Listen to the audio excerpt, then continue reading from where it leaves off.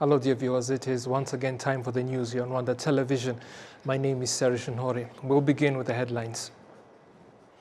President Paul Kagame has joined other heads of state and dignitaries in Ankara for the inauguration ceremony of President Erdogan as he begins his third term as the president of Turkey. Prime Minister Dr. Edward Ngirente has attended the 10th Extraordinary Summit of the ICGLR in Rwanda, Angola. The summit discussed the peace and security situation in the eastern DRC and Sudan.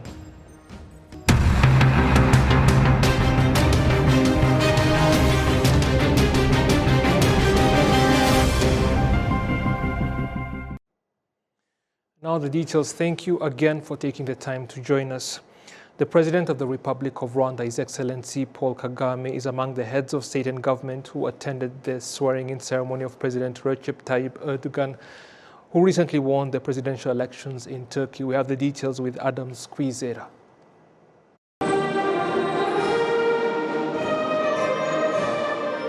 On Saturday afternoon, in the Turkish parliament, located in the country's capital Ankara, it saw the swearing-in of President-elect Recep Tayyip Erdogan took place. The President of the Republic of Rwanda, Paul Kagame, is among of the heads of state and governments who attended this ceremony. While addressing to the attendees of his swearing-in ceremony, President Erdogan appreciated the citizens of Turkey for trusting him to be elected for another term. At the very beginning of my speech, I praise Allah for giving us the opportunity to serve Turkey and the Turkish nation for another 5 years. I would like to express my gratitude to each and every member of my beloved nation who made this possible with their votes, support, and kindness. On 28th May last month, President Recep Tayyip Erdogan was elected for the third term to lead Turkey after the second round of elections took place due to the fact that the first round, no any candidate managed to reach 50% majority of votes required to win. Erdogan won 52.18% of the votes, while his second rival, Kemal, scored 47.82%. During his swearing-in ceremony, President Erdogan reiterated that in his third term, he will further develop politics and diplomacy between Turkey and foreign countries with the main aim of maintaining security and restoring peace in the world. We will strengthen our democracy with a liberal, civilian, and inclusive constitution. We will get rid of the current constitution, which is a product of a military coup. We will keep growing our country. We will keep growing our country through investment, employment, production, exports, and current account surplus by further expanding the sphere of influence of entrepreneurial and humanitarian diplomacy. As the head of a state who has twice enjoyed the trust of this nation, we now have an even stronger hand in defending Turkey's interests. From now on, the international community will see a Turkey that will take more initiative in solving global crisis and that will strive more for the establishment of peace and stability in its region. Rwanda have been a long-term partner of Turkey, where in the last 10 years, the relation between the two countries has improved after the opening of Rwanda's embassy in Ankara in 2013. And Turkey in the following year, in 2014, they opened their embassy in Kigali. As in January 2023, both countries signed more than 20 bilateral cooperation agreements in various sectors, which were signed in Kigali by the Ministers of Foreign Affairs and Cooperation of the both countries. Adam Squizera, RTV News. On Saturday, the Prime Minister of Rwanda, Dr. Edward Ngirente, attended the 10th Extraordinary Summit of the International Conference on the Great Lakes region in Rwanda, Angola. The summit was led by His Excellency Lorenzo, the President of Angola, and put forward discussing about peace and security situation in the Eastern Democratic Republic of Congo as well as in Sudan. The President of Angola recognized the efforts of various institutions involved in the negotiations aimed at restoring peace in the country, of the Democratic Republic of Congo, stressing that the ceasefire plan has been reached though challenges have continued to present themselves as the peace talks continue. He also hailed the decision taken by the Southern African Development Community, or SADC, to send troops to eastern Congo as a push towards peace and security in the DRC. Rwanda Catering is urging entrepreneurs here in Rwanda to invest in agricultural projects and adding value to agricultural products in terms of best standards, fulfilling the gap of products imported to be used on planes, and yet they can easily be found here in the country. We have the details with Prince Manzi. There is a service and training company distributing fruits and vegetables in hotels and hospitals across the country. Is among 6 companies selected for supplying fruits and vegetables used in planes. Possessing a hazard analysis critical control point is one of the criteria to acquire the tender. Angelique Momoreze, the CEO of Vizere Service and Training Company, demonstrates that it is a pleasure to have foods and beverages from Rwanda used in planes. Ubundi dufite uburyo bwo gutwara ibyo bintu, dufite amamodoka yabigenewe. Usually, we have a way of transporting and we have specific vehicles. For an agency like that one to trust you and be a partner, I don't take it for granted. It is dignity to us Rwandans. Nakwita ishema. The Rwanda Catering Limited was established in 2014, and until 2019, all the necessities were being imported as none of the local companies had an international standard required. Anna Wanziga, the quality assurance manager, points out that for there to be 6 local companies applying to them demonstrates the step achieved, but adds that entrepreneurs are to invest more in agricultural projects and adding value to the produce as the market is available. Amafi yo na n'uyu munsi dukoresha amafi ava China. For fish, even currently, we still import fish from China. It is always great to produce something knowing exactly where to supply it. The market is there. So, my request to entrepreneurs and investors is to fear not, as they are usually afraid of this sector, as it is risky. Another thing is starting up an industry without consulting others, but if you would have started up with, it would be easy. Iyo utangirana nabo kuri ya gahunda nababwiye azamukana ubuziranenge byari kumworohera. The Rwanda Catering Limited statistics demonstrates that in 3 months, at least 5 tons of meat are imported and a kilogram costs $15. A kilogram of salmon fish costs $35. No fish from Rwanda used in Rwanda planes.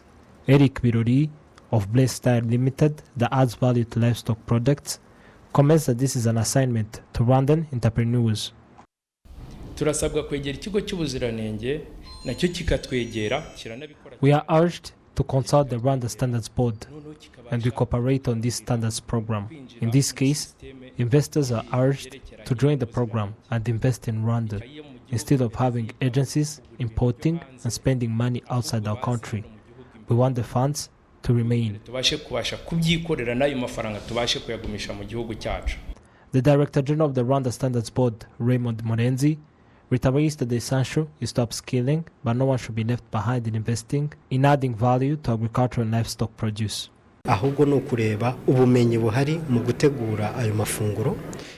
Instead, it is having skills in preparing the foods, starting from the farm, how the crops are taken care of, harvested, how they were stored, as it varies. This whole chain is considered from farm to plate. All these require skills and trainings. In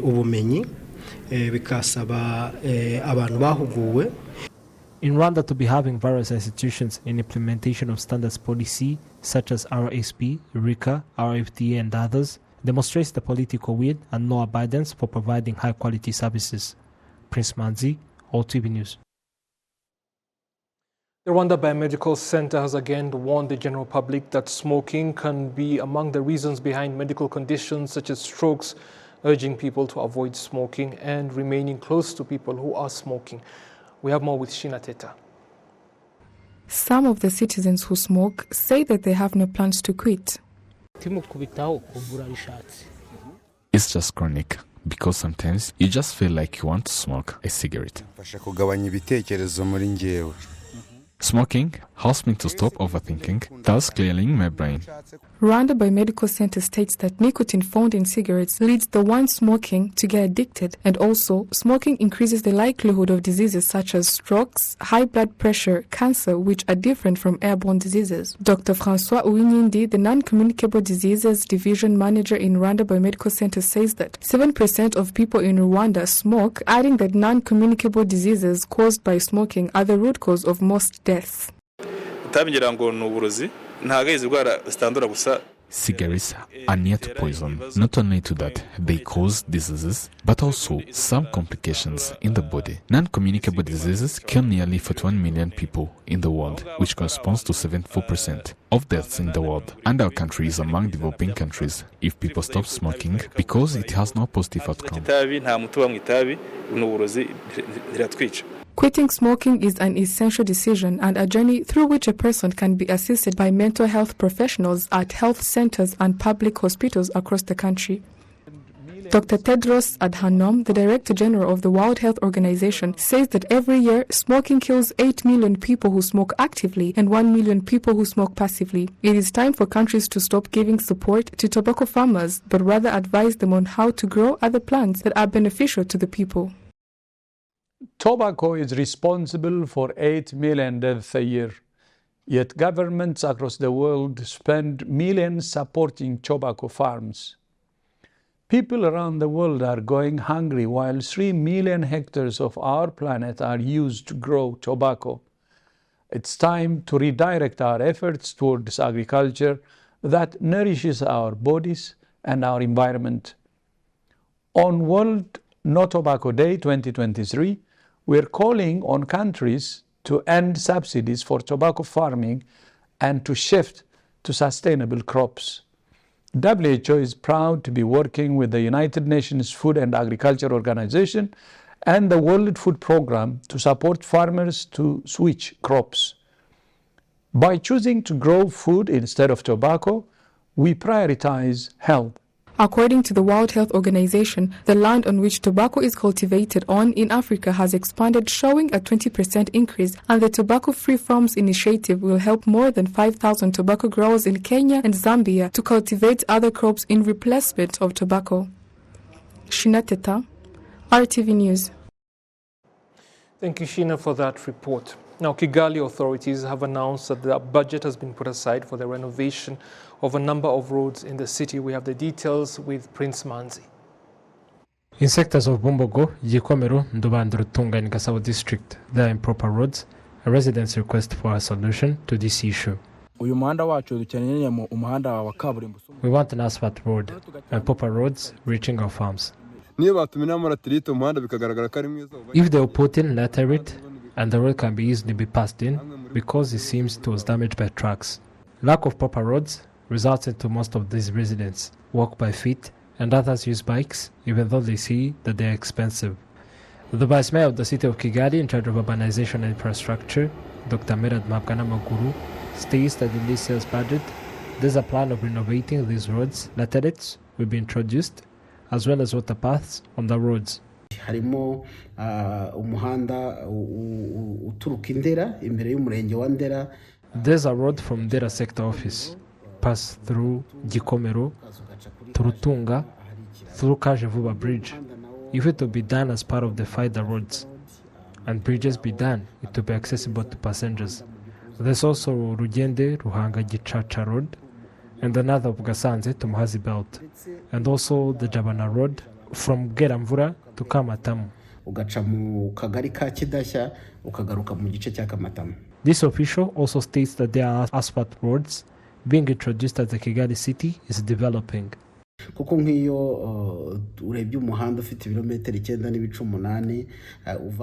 Because when you see a 9.8 kilometers long road from Mulindi through Gasogi to Kabuga, it is a road that passes through rural areas and residents were eager to see it. We are also going to start the construction of a 10.4 kilometers road from Zindiro through Mazizi, Birembo, Kami, and meet with the Gasanze road. It is also a road that will pass through an area previously used to be rural, but now it is being inhabited. nawo ni umuhanda uzaca mu gice cyagaragaraga nk'icyaro kandi kimaze guturwa n'abantu benshi. As infrastructures like roads continue to be introduced, job opportunities are also available to residents.